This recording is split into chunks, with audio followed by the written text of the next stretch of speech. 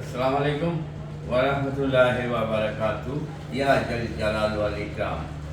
আমরা যারা মুসলমান হিসেবে পৃথিবীতে এসেছি পিতামাতার কারণে, তাই আমরা মুসলমান হিসেবে আসিয়া আমরা যদি আমাদের পবিত্র আল কোরআন ঠিক মতো না বুঝি, না পড়ি, অর্থ না জানি, তাহলে আমরা তো অনেক ভুলের মধ্যে থাকবো।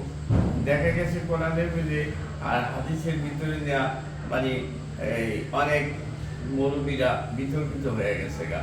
আর ওয়াহাবি, তারপরে আপনার শিয়া, সুন্নি, মালিকি, হাবিদি, এই নানান ধরনের। কিন্তু আমরা এটা যাচাই বাছাই করিয়া দেখবো কোনটা সঠিক সেটাই আমি ফিরবো। এখন দেখা গেছে এক একজন এক এক নিজস্ব মতামত নিয়ে আইছে, হাজির হয়ে জায়গা। কোরআনে আছে নামাজ কায়েম করো, সলাৎ কায়েম করো, কিন্তু নামাজের কথা উল্লেখ নাই। না, এই আরবি ভাষা হইল সলাৎ। তারপরে আছে আপনার রইল যে 50 ওয়াক্ত নামাজ আল্লাহ থেকে আনছে মুসা আলাইহিস সালাম মেয়ের মাধ্যমে। এখানে অনেক আলোচনা আছে। এই 50 ওয়াক্ত নামাজ আল্লাহ কি 9 বারের মধ্যে দিবে? আল্লাহ এরকমই ব্যাকুব?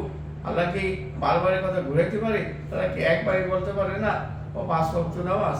এটা আমার সন্দিহান। আপনি এটা ভাববেন।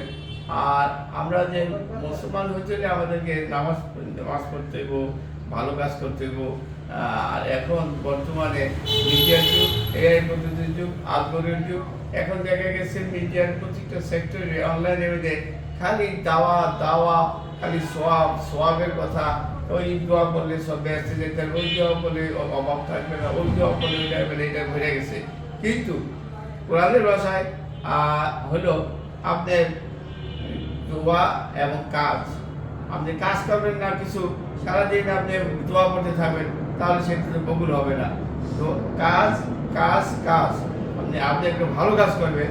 আপনি যে কাজটা আল্লাহ পাক আপনাকে বলেছে করতে, এইভাবে করতে বলছে, আপনি সেভাবে করবেন, তাহলে এটা সঠিক হবে। আর ভালো থাকুন, সুস্থ থাকুন। থ্যাংক ইউ, ধন্যবাদ।